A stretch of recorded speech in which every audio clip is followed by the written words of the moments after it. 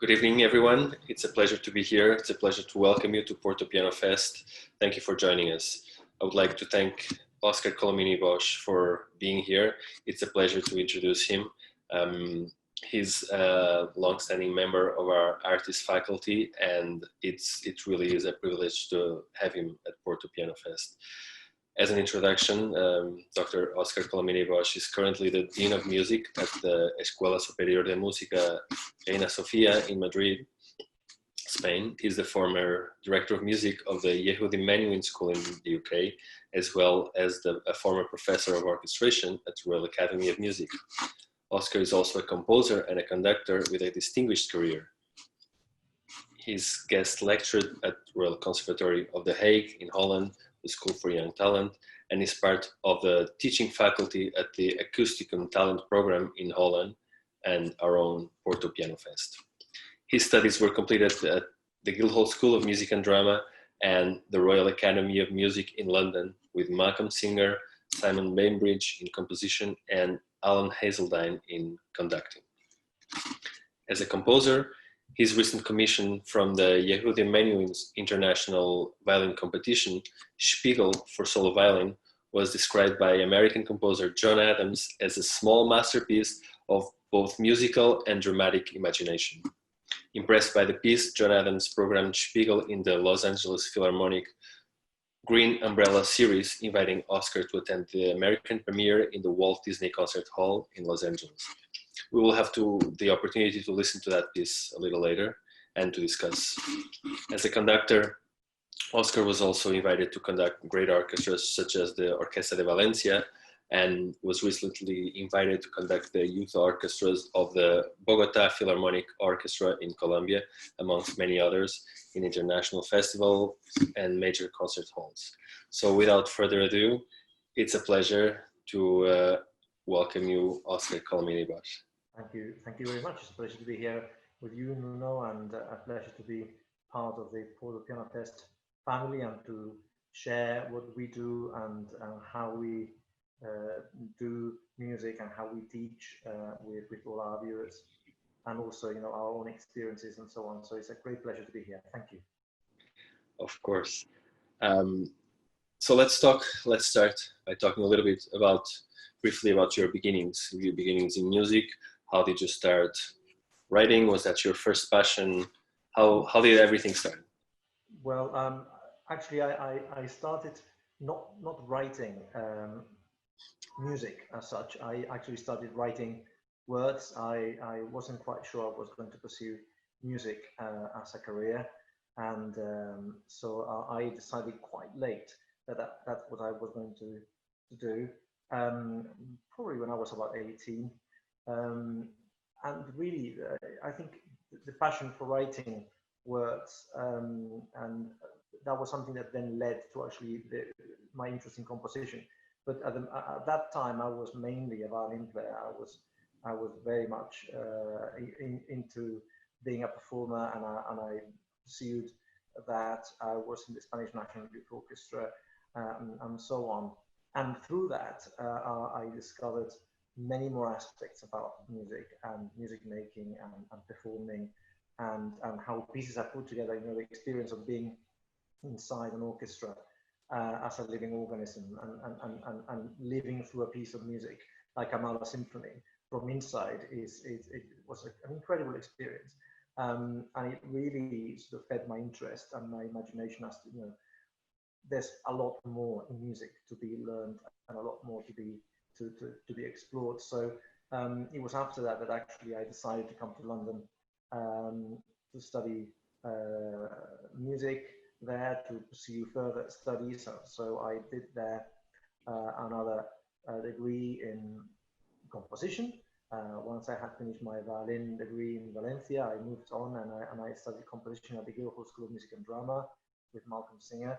And I did there a BMAS, a bachelor course, and a master, and eventually I moved on to the Royal Academy, where I did a PhD with Simon Bainbridge. But it wasn't really a very straight forward path. You know, I still kept playing until I was around 24, and it was then that really I thought, well, conducting and composing really are my main interests, and when I decide what I wanted to do, really.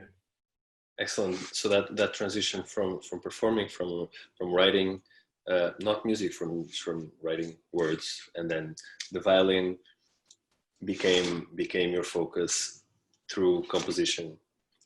Once that led you to London, what other ideas inspired you in your studies and in your early career? Well, I mean, as a composer, I wasn't interested mainly in narrative, the idea of narrative. How does musical narrative work, as opposed to literary narrative? How does one create things like multilinear narratives that are easier to a certain extent to create in literature that they are in music? The idea of self-reference and déjà vu, you know, sort of all these sort of Proustian ideas, you know, how does one generate those moments in music? So I was not really interested in sort of compositional techniques. I wasn't a very geeky composer in terms of, you know, finding little processes that, you know, I was going to go and then use to generate pitches or rhythms or whatever it was. I was really interested in ideas of narrative, ideas of memory as well. I was very interested. I stumbled across a book in the Guildhall library written by Derek Cook, who was a composer and musicologist, and he completed the manuscripts of Mahler 10, and the completed version exists. Well, now there exists, you know, a few actually, I think, but one of the first completions of Mahler 10 was done by Derek Cook, and he had a literal gem of a book, which was pretty much slated by musicologists, particularly new musicology, because he talked about musical archetypes. He took gestures and then observed how those gestures had evolved through time and had been dressed differently, but actually they remained the DNA, the musical DNA, in terms of maybe pitches, contours, rhythms, and other characteristics remained constant.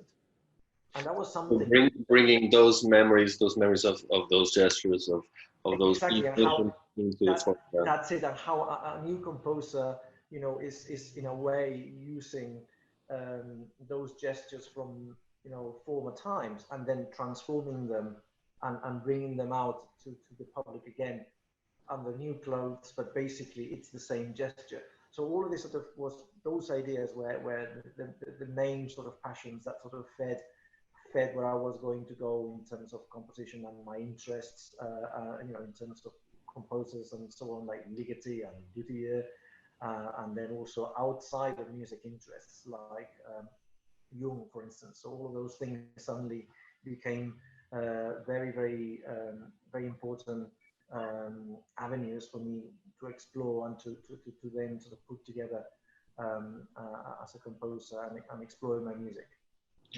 And how did the memory of performing, how did the memory of playing an instrument, how did that influence your own writing?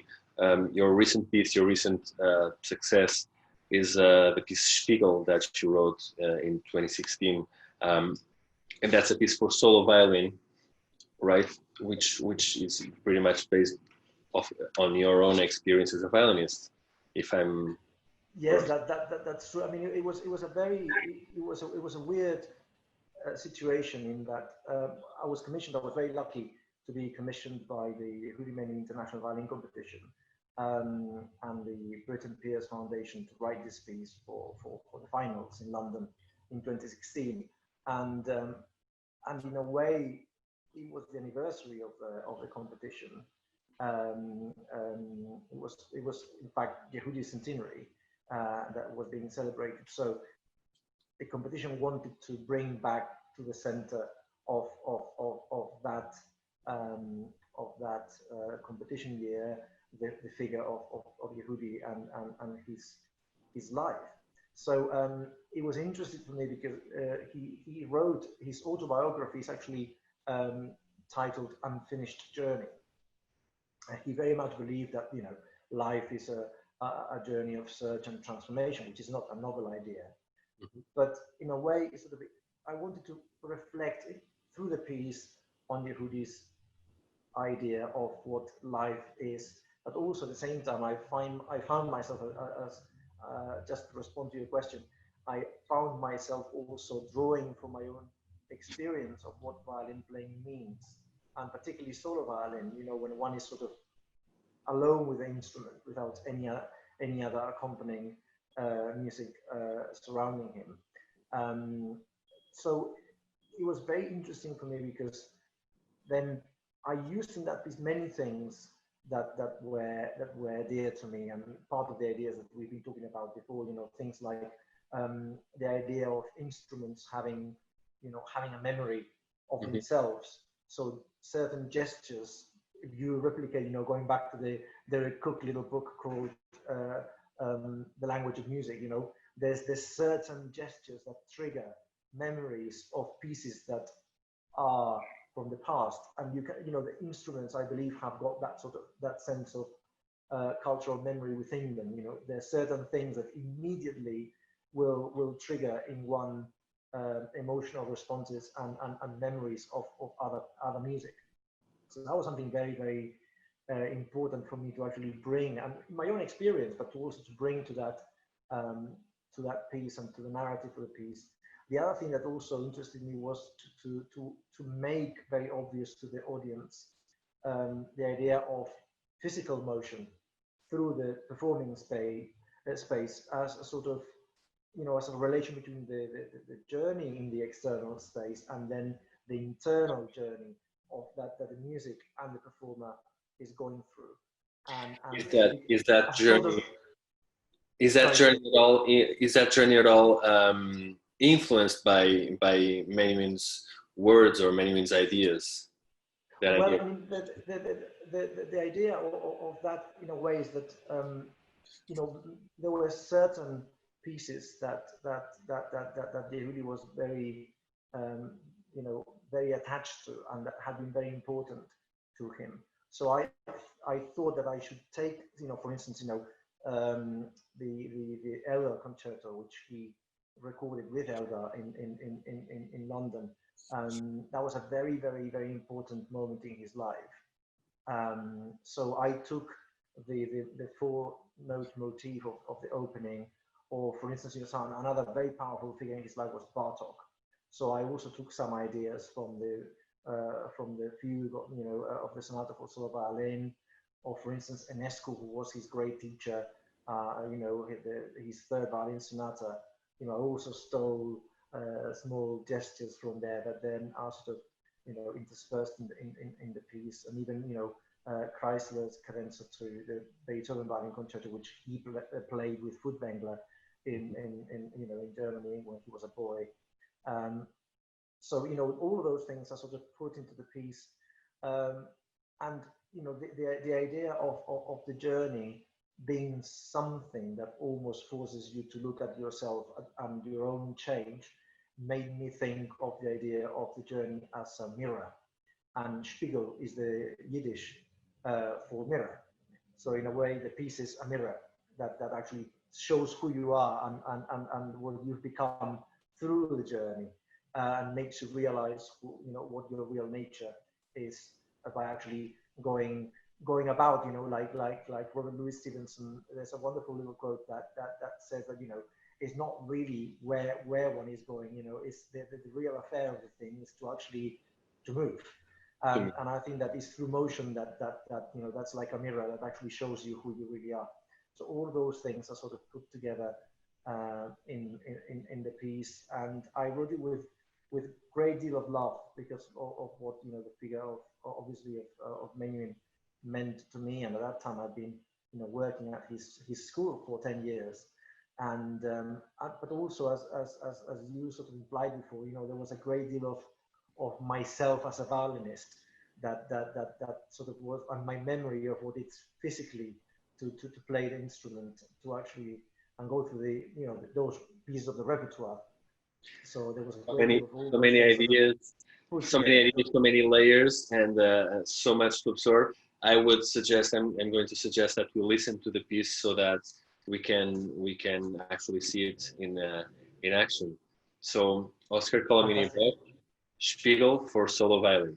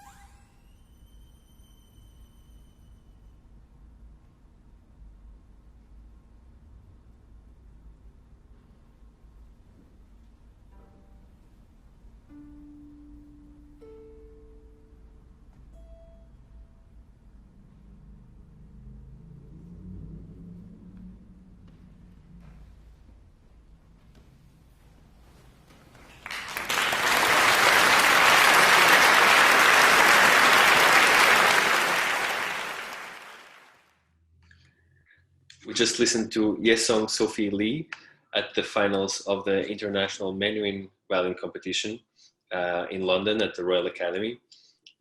What an amazing performance, wasn't it? Yes, she also won the prize for the best performance that night of my piece, which was a very hard thing to judge. But all in all, I think that night she really did an incredible job. It's a beautiful performance. Amazing. So, could you tell us a bit more, now that we know the piece better, a bit more about this recording? Any particular features you would like to highlight from this piece? Well, I mean, first of all, I think that, you know, for me, that event was a great luxury to actually be able to hear 5 completely different performances in a single night of your piece that had never been premiered before. So, and also, particularly, it was a great luxury because, in a way, we've been talking about all of those ideas that have been putting into the piece, and I think that you can now really see the piece sort of unfold in the space. And something that we hadn't really mentioned before is that another of Yehudi's ideas about music and life was that, you know, one should not really trust too much the things that are absolutely ready-made and finished with a little rhythm. That one should always try and sort of find new things and explore and improvise to a certain extent. And so the piece was written in a way that there was quite a lot of freedom that the players could take to organize material, to choose what material would go at what point of the piece. And there was main markers remain constant for everybody, of course, but, you know, they had quite a big sort of choice in terms of how to shape the big narrative of the piece and the journey, you know, the dramatic start of the journey of the life, you know, from afar, and then how the violinist and the music sort of comes to the center, and you know, obviously when the violinist comes onto the stage and sort of turns towards the audience, that's the climax of the piece, obviously. But then, in a way, the piece sort of also sort of continues almost as if it transfigures, and the player continues the journey, but we are not going to hear what happens next. The piece has sort of happened before us, and is gone out of our perception. And talking about an unfinished idea and a continuous perception, was your own idea of your piece changed in any way from listening to 5 different people playing that piece? Was your vision transformed as well? Well, what I think it was not transformed. I mean, it's probably one of the pieces that after listening to it in 5 performances, I was really thrilled that I had actually achieved what I wanted to achieve with the piece. My main objective, really, I mean, obviously, you know, all of the stuff we've been talking about are ideas that are crucial to the piece, but in a way, my first idea was create a piece that is designed to highlight the parts of and the aspects of the personality of the players that normal, you know, repertoire and normal, you know, a final of a international competition would not highlight. So in a way, the piece is also designed to force those young musicians to actually show who they really were at that point in time as musicians and as human beings. And I think that, you know, I really think that the piece does that. I think that it's a piece that forces you to actually make that journey yours and to show who you really are through the drama, through the stage move, you know, the use of the space, the use of you know, pseudo improvisation in the way the structures put together, timings, silences, pace of movement. There's so many variables that one can actually use that is almost impossible to actually do a performance of this piece and not really show who you really are. That is fascinating. And this piece called the attention from the great composer John Adams. who invited you to go to the LA Phil and the Walt Disney Hall. How did that happen? How was that? That was a great fluke. that was in the best possible way, because one of those amazing coincidences that happen in life, and you know, history is full of those. So it's not that something that doesn't really happen, but rather the opposite. I think that it happens a lot more often than people want to admit.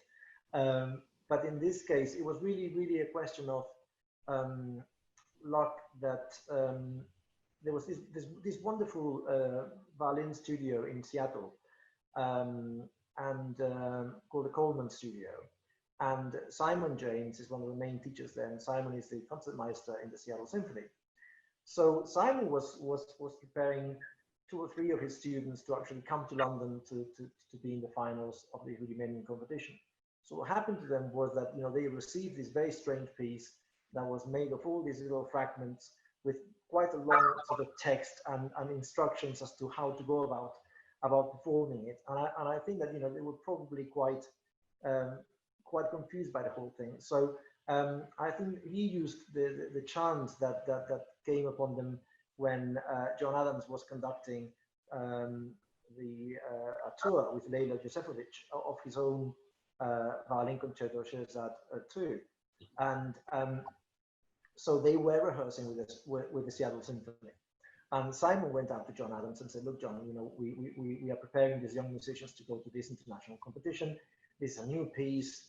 Would you, you know, be so kind as to listen to them and see how they do, and whether you have got any advice," and so on. And John was a lovely man, and I came to know him later, and very kind, very generous. He said, "Of course, I'll listen to them." So Simon brought his students to the Symphony Hall, and they played there while people were putting chairs away from the rehearsal. They played a piece for John Adams. And the thing is that, you know, there was this young, wonderful violinist called Marley Erickson, unbelievably talented and incredibly expressive, a beautiful playing. And John Adams just fell in love with her playing and with the piece. And there and then he just said, "I'm programming this great festival in LA in the Walt Disney Hall. It's going to be called Noon to Midnight. It's part of the Green Umbrella series in October. I want you there. I want you to play that piece in the main hall." And that's how it happened. And I found out, Simon got in touch with me, and he said, "You know, I think you're going to be pretty happy, but I think your piece is going to be played in the Walt Disney Hall because John Adams is you know, is invited Marley." So then subsequently the Los Angeles Philharmonic invited me over to be there for the American premiere, which was a great success. And it was really a beautiful experience, and being there, and of course, you know, then meeting John, who was very nice and kind, and it was a lovely experience. That is such a fascinating story. It's really how things happen in life. The most unexpected circumstances lead you to great things sometimes. And also, I managed to eat fantastic sushi. Even the most amazing sushi. that is a plus. That is a big plus.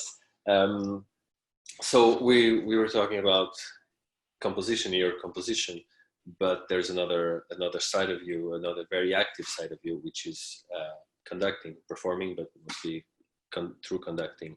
How did conducting begin for you? Well, actually, the reason why I wanted to go to London, as I said before, was because I was really very interested and very passionate about you know, everything to do with music. You know, my experience in the Spanish Youth Orchestra really transformed the way I saw music. So I suddenly wanted to know and do everything. So when I was in London studying as a composer, I also had this great interest in conducting, and I started, you know, going to lessons as second study with Alan Hazeldine, who was an absolutely brilliant teacher, a very, very dry, quick-witted Scot, and very acid sense of humor. He was absolutely wonderful and very, very funny, great sense of humor. And I learned everything that I know about what good, conducting technique is through him.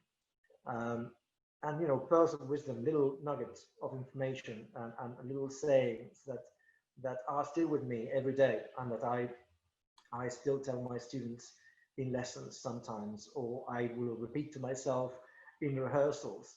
But I think that my approach at that time also came from my understanding of what was mainly colored by what my understanding of what orchestral musicians, I think to a certain extent probably it still is today, what orchestral musicians need and what orchestral musicians want from a conductor.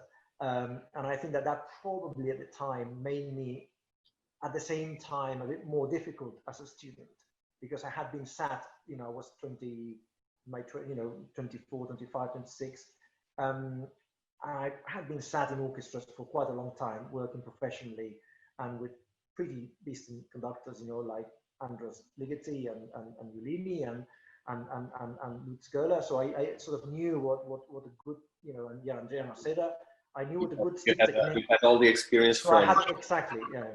From being in front of playing for great conductors, and then you yourself being the conductor.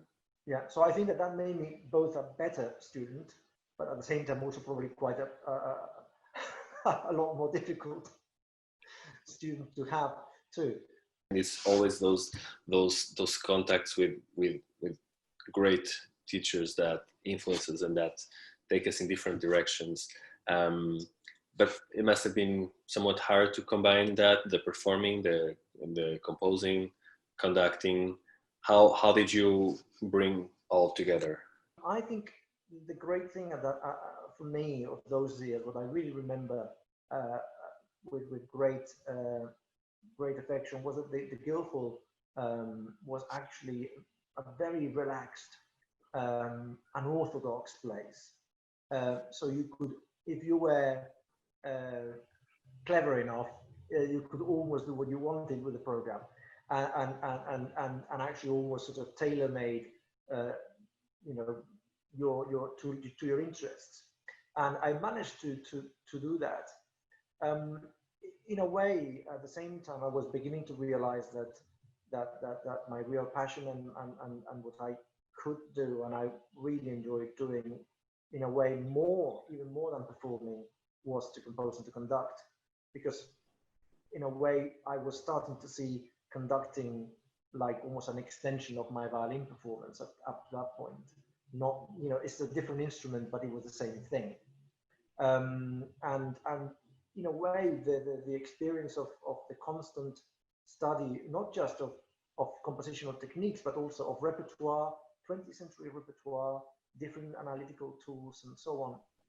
I mean, all of that really, what that did for me, that unlocked and refined, all those things that I learned in my second degree sort of became the keys that unlocked what I learned in my first degree as a violinist, as it were. So all those things that were there ready to be used suddenly became illuminated with a different light, and suddenly they all made sense.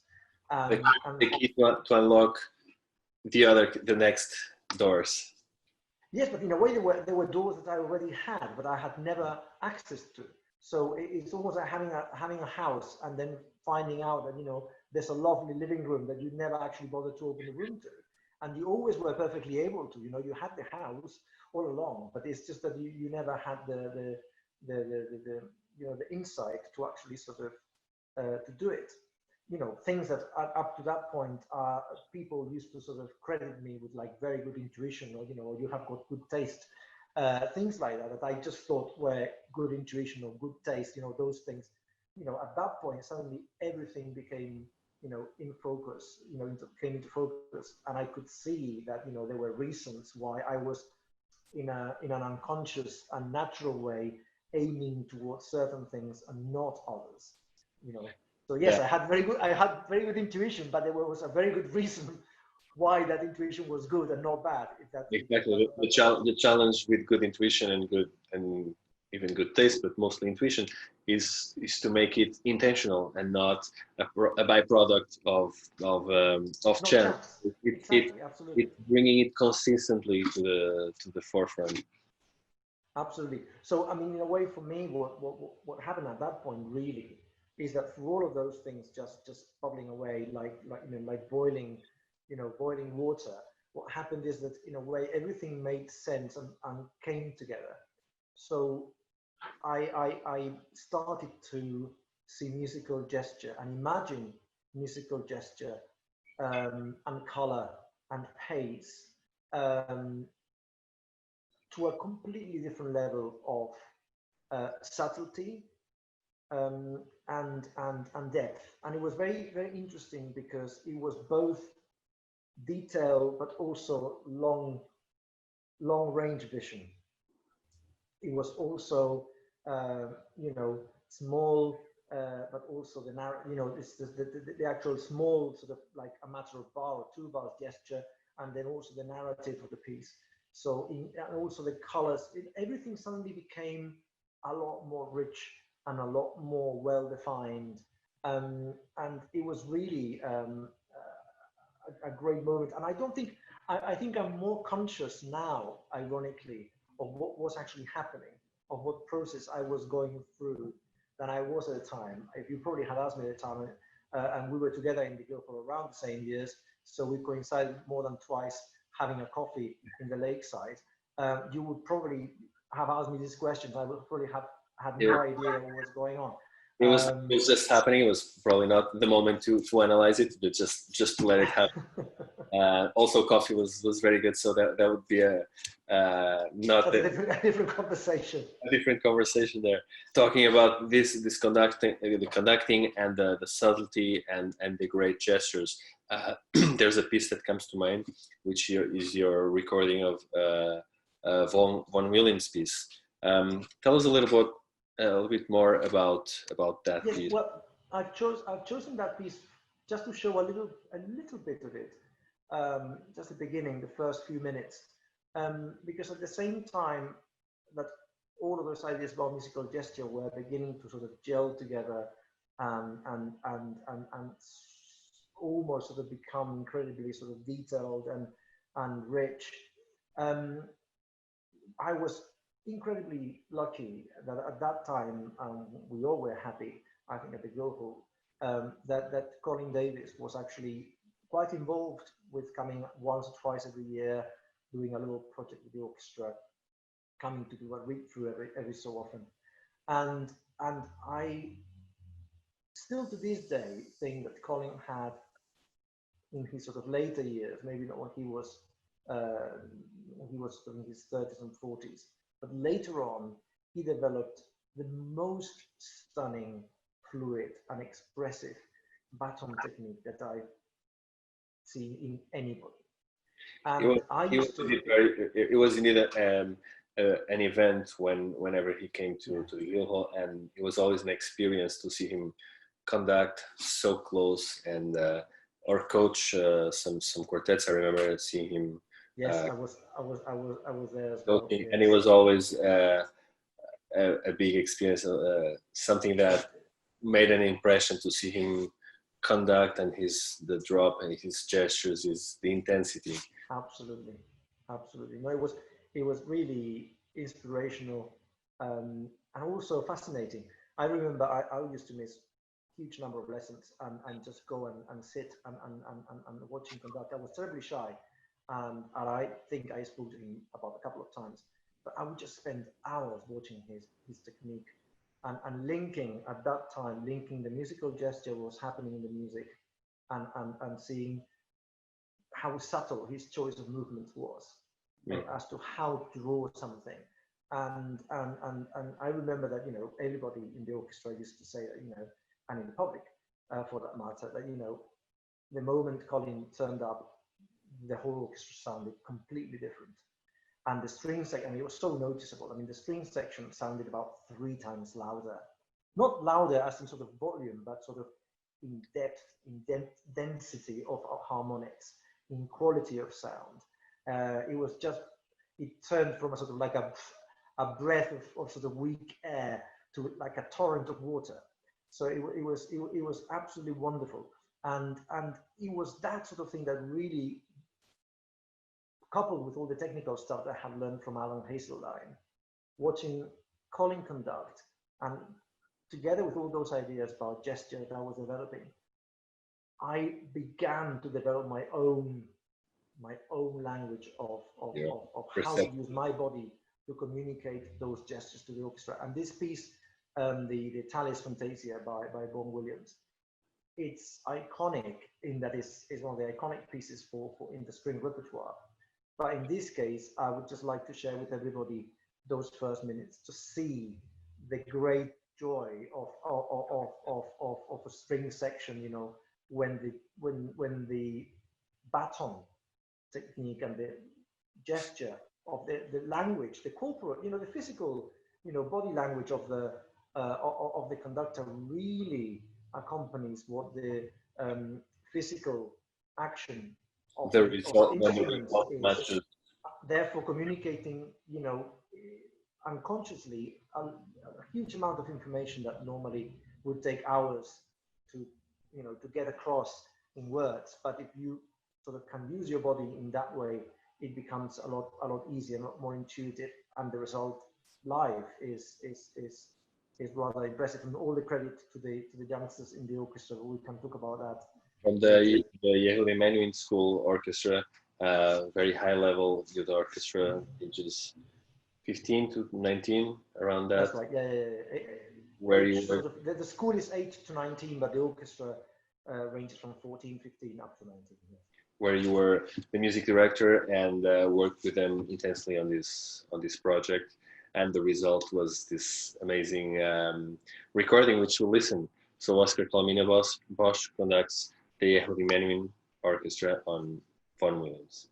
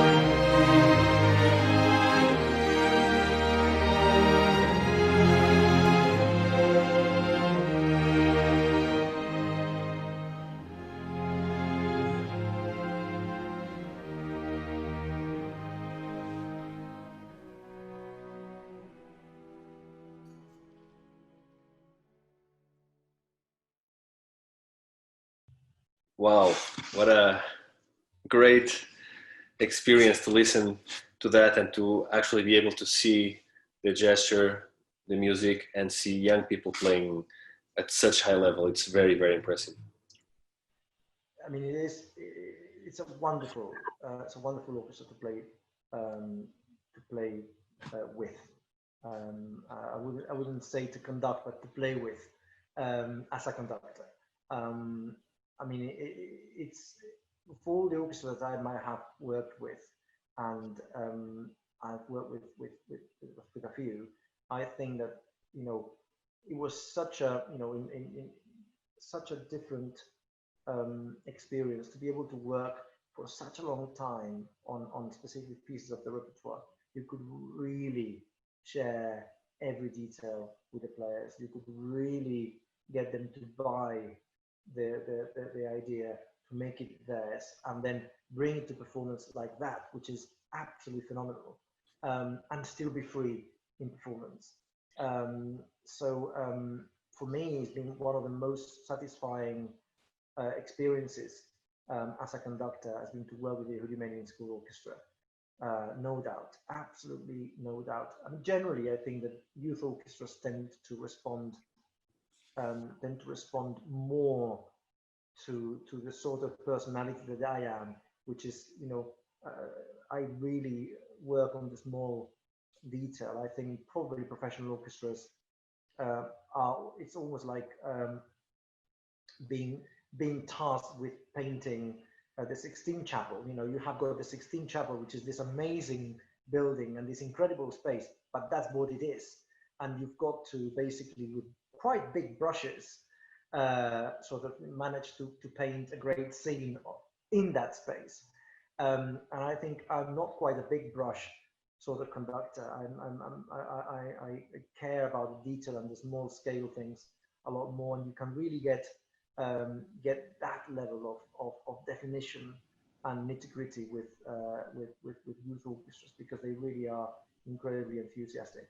You're talking about younger people, a little less experienced with, but giving them the opportunity to have a high level performance, a high level experience, and that's also part of your work as an educator, both at the Menuhin School and now at the Reina Sofía in Madrid.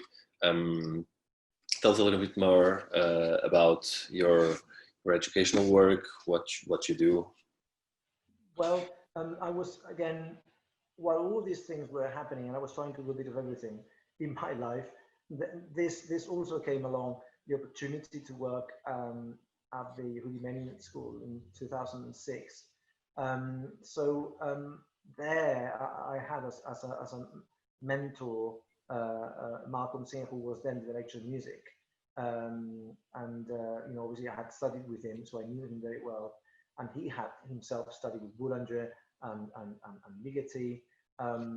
So in a way, was that lineage of teaching. You know, Hans Keller had been at the school, and that was a great influence that was still very much alive. It is still very much alive in the way things are taught at the Menuhin School. And I had great colleagues there. But I think, in a way, all of that set me up again to use the tools that I already had in a new way. But what really made the experience unbelievably fun and fruitful, and a great learning curve, and a fantastic opportunity to learn, were the students, because the students themselves were incredibly talented. I mean, goodness gracious, I mean, a lot more talented than I am, and it was really lovely to work with them, and through teaching them, also learn from them, and through working with them, also discover new things that could enrich what you were doing. And that, for me, really, I mean, it might seem a very silly thing, but teaching oral training, which probably most people now are shuddering at the other end of the screens, for me, it became a real fun thing to do, and also because it made my perception of time and at the micro level unbelievably acute. And through that, again, I managed to unlock what I understood as organic or natural expressive timings. Suddenly, I found a completely conscious way of articulating that sort of expressive timing in a way that was organic and could be free, but was constructed in a way that could also with structure and with exact, absolutely, be reproduced and understood and communicated and used. So, I mean, it was a great experience as a pedagogue, but also, you know, a transformational experience as a musician. And in a way, now you were asking about the Reina Sofía. I mean, I'm in a different moment of my life now, and I think that it's a great opportunity. I mean, it's been a very weird term. I've been there since April, but I think I've been in the building about 3 times because of COVID-19, obviously. So it's been a very strange term, but it's a great institution. It has got a great heritage, and the team there is absolutely fantastic. And both, you know, the leadership team, but also the teaching staff, the professors, the administration staff, the support staff. I mean, I've been really very impressed by the high quality and dedication of all that team. And in a way, now I'm just waiting to be, you know, to get involved with the students once we open the doors in September and begin to work with them and find opportunities to keep sharing things that might be useful for them, but also for me to keep learning, which is also. I think we're all looking forward to that moment where we can go back to that kind of normal life contact, having students, having the teachers, having our day-to-day. But you mentioned Malcolm Singer, Nadia Boulanger, Ligeti. How did they form your personal identity, your personal philosophy on teaching and on thinking about music, but mostly on teaching, and that you pass to your students? I mean, the main thing about the Boulanger method, in a way, there are many aspects to it, but mainly and most importantly, it's a Socratic process. So that is, you don't give the students ready-made solutions. You don't tell them that's how you do it. You teach the students to ask themselves the right questions and then let them find the answer. So that's obviously, you know, if you're under great time pressure to produce results, that's not really the way that's going to happen, because this sort of method really and this philosophy of teaching tend to produce results in the long term.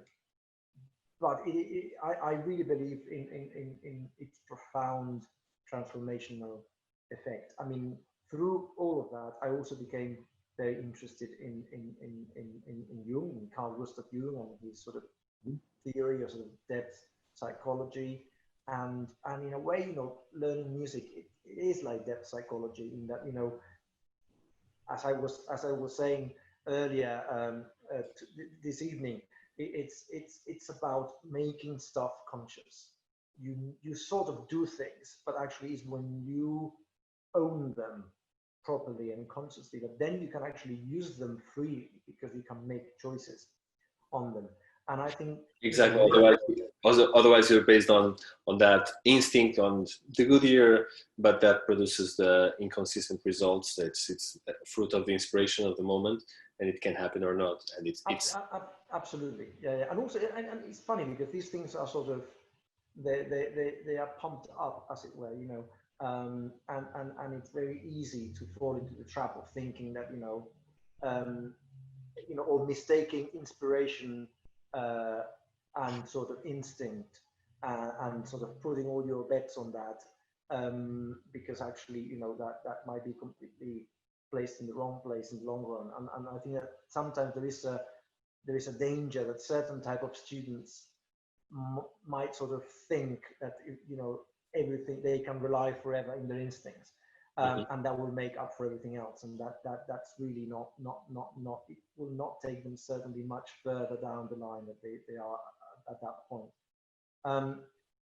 So the way I look at music and the teaching, in a way, is finding what sort of archetypal gesture are we talking about? Going back to our friend Derek Cook, which has come up a few times tonight, that idea that what is this gesture like? What does it remind us of? What is it sort of that it's telling us? It comes from very, very deep, beneath the surface. Not just reminding us, oh yes, there's a gesture. This is Wagner, but there's a gesture in Beethoven that is a bit like that, and Beethoven picked that gesture and it's a bit like that in Mozart. I'm thinking now sort of going all the way right back before there were even words. What is that gesture? What that came before even words existed? And that is sort of almost put, it's a bit like being an Indiana Jones, finding meaning, what is happening, look at those scattered dots of ink, on the score, that is not just bits of information. It's not just ones and zeros or pitches or rhythms. It's a code that's telling you, and it's talking to you about something that is a lot older and a lot more basic and a lot more organic, and that's sort of in a sort of mother base sort of, plaque, it's part of the motherboard of our system. And in a way, when working with young musicians, that is the business. The business is not to teach. The business is to actually helping them make those connections between the actual dots scattered on a piece of paper and who they are. And if you can do that, then things become quite straightforward. Intense. Quite intense, I would say. You coach quite a lot, both in solo instruments and chamber music groups. Is this something that you apply on your coaching when you're working directly with students? Is this something that you deliberately look for? Yes, absolutely. I mean, for me, in a way, it is almost like a staple thing of the way I approach coaching, which I think is a great way of doing it. But I think, but it can, a lot of the time, it can be misconstrued by being terribly tedious, because one of the things I like to do is to actually to develop in the performer or performers, if it's an ensemble, to develop a great deal of refinement of what the gesture's trying to do, what the relationship between the various bits of phrasing might be, the various bits of harmony, what's happening in there. And of course, most of the material in music is presented in the first sort of 32 bars or so. Or at least, what might make for at least 2/3 of a piece is normally present in the first sort of, 40 bars or so. So I tend to, even as a conductor, which is something that, is very frowned upon, I tend to spend a lot of time working and sharing insights and defining, very slowly sculpting and making the players aware of what is embedded in those little bricks that make the big building that is the piece. But I like to look at those early bricks and sort of see how they should be shaped, because then that illuminates how everything else goes really in the piece. So, this is really very unpopular with players, and I spend probably way too much time working on the first few bars and boring the musicians to death. And I quote good old Barbieri. There's this wonderful clip of him working on, I think it's a Bruckner scherzo. Can't remember the number of the symphony, but he's working on a Bruckner scherzo, and he's sort of insisting. And there's this wonderful little phrase that he says that, if we get this right, we get the lot right. And I think that might seem like something very stupid to say, but actually it's very profound, because what he's saying is, if you get the little excerpt, exactly, if you understand if you understand that little nugget, then everything else is derived from it. So so that's something that for me is very the idea. And for me, musical gesture, I mean, I think gesture is a very profound word because it should always be understood well beyond music, you know, almost like invisible movement, because that's what music to a certain extent is. So, you know, if one defines a gesture well, and almost finds a parallel organic physical gesture that goes with it, that already gives you color, vibrato, amplitude, and speed, articulation, whether it should be sustained or there should be a diminuendo or a sense of decay, or the weight or the impression of weight should be, the density of the sound, the lightness or airiness of the sound. Everything else is just, you know, a question of them taking those gestures an expansion of that element. Exactly, then organizing them in hierarchy and so on, contrasting, developing this, that, and the other. But it all comes from that sort of that sense.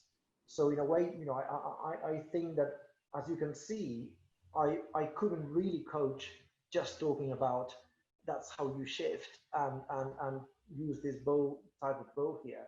For me, everything is a unit. You know, I look at the score like a composer, like an analyst, like a conductor, like a performer, and then, you know, try to make that organic and try to help the musicians find that connection, you know, beyond the code. And that help is of extreme importance.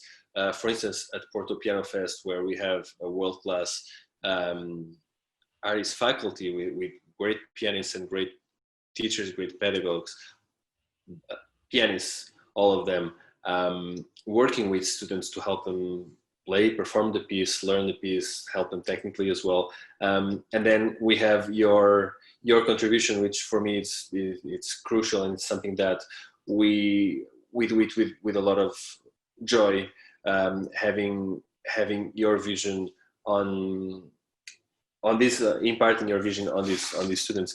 Can you describe us a little bit? That's very kind of you to say. No, it really is our pleasure.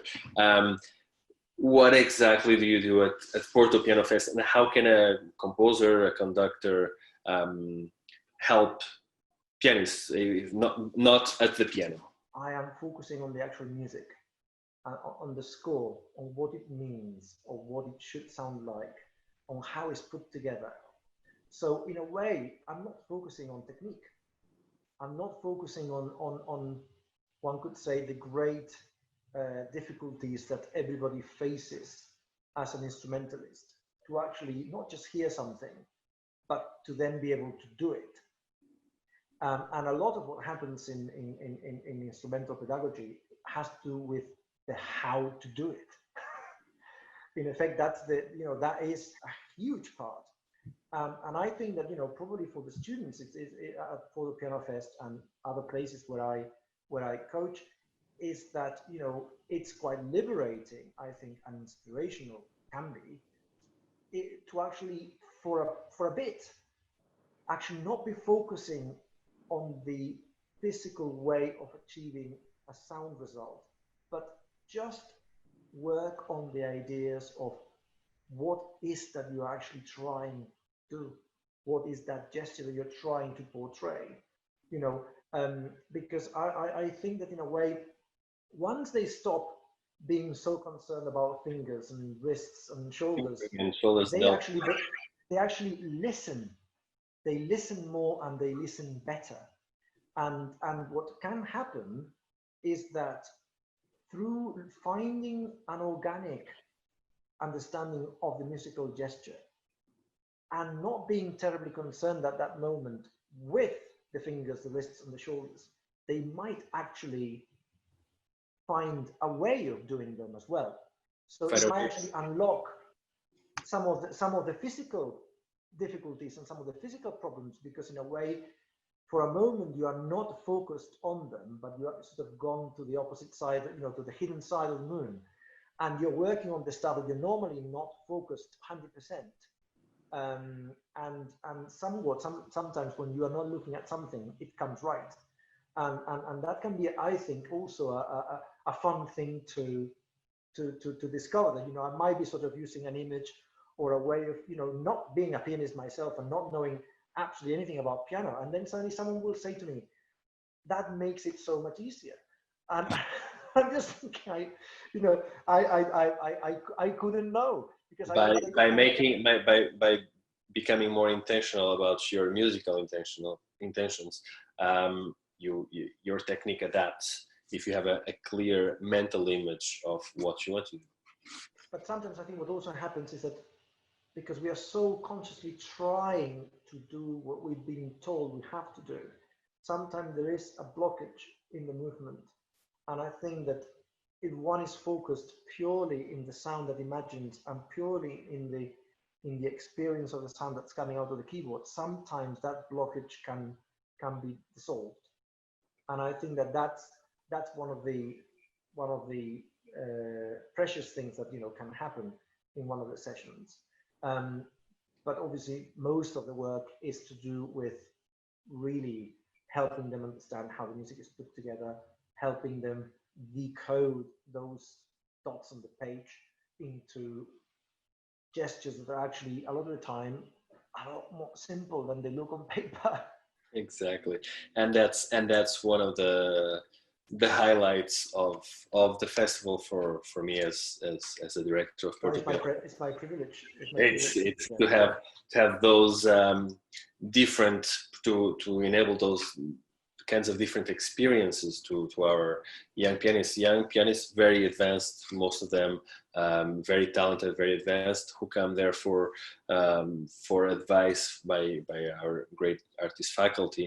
And this moment where it always confuses them a little bit, if they haven't worked, if they haven't been there before, and they don't know exactly what's expecting them, they're always going in a little suspicious, what's exactly going to happen. And then I sometimes see them come out, and they have a big smile on their faces and say, okay, I understand now. Well, that makes me very happy. Thank you so much for being here. We have one more surprise we would like to present, one more jewel we'd like to present from you. We have a great recording of Schoenberg, the Werklachte Nacht. It's really a special piece. Would you like to just give us one? Well, I thought it would make, after having discussed so many things about music and music making, I think it's a piece that is so rich and so complex. Again, the recording, the performance is with the Yehudi School Orchestra just about a year ago, a year and a week, I think, or something like that, or a year and a couple of weeks. And I think it sort of combines everything that we've mentioned today: the clarity of the gestures, the sense of color, the sense of balance, the intricacy of the textures, how to resolve those and make it sound natural. One of the biggest challenges of that piece, if anybody has bothered to look at the score and not just listen to the recordings, is that Schoenberg's original metronome markings don't make much sense. Sometimes they do, sometimes they really, if one followed them absolutely to the letter, the piece would fall apart and the textures would not be understood. It would be quite chaotic in places, and rather unsuccessful, I think. So in a way, it really is a piece that, with its long narrative, single movement, 35 minute piece, it really it was a great mountain to climb in terms of performance, and I think it's a great sort of example to share with the audience tonight, to show that actually all of these ideas, that they do not produce this sort of fear that sometimes young musicians have, that, if you overthink things too much, they will become stale and they will not be expressive. I mean, one of the great joys of working with that orchestra through such a long time, having so much time to prepare, is that we could be unbelievably precise, but also unbelievably free in the moment. And you can feel that freedom and that sense of, you know, the excitement of the unknown, the not being quite sure when something is going to happen. And I think it's a wonderful, wonderful performance, and definitely one of my favorite recordings of mine of all time. So I hope that the audience tonight will enjoy it as much as I enjoyed it conducting it that night about a year ago, and they can maybe see some of the things we've talked about tonight reflected in the way the music is shaped and played. And thank you very much for having me. It's been an absolute pleasure. Òscar Colomina, thank you so much for being with us tonight. Thank you for sharing your insights, your thoughts, and your music. Thank you to our viewers for being with us. I hope you enjoyed, and I can think of no better way to finish this this interview, this chat with Òscar, other than watching and listening to some great music. So Òscar Colomina Bosch conducts the Yehudi Menuhin School Orchestra, conducting Schoenberg's Werklachte Nacht.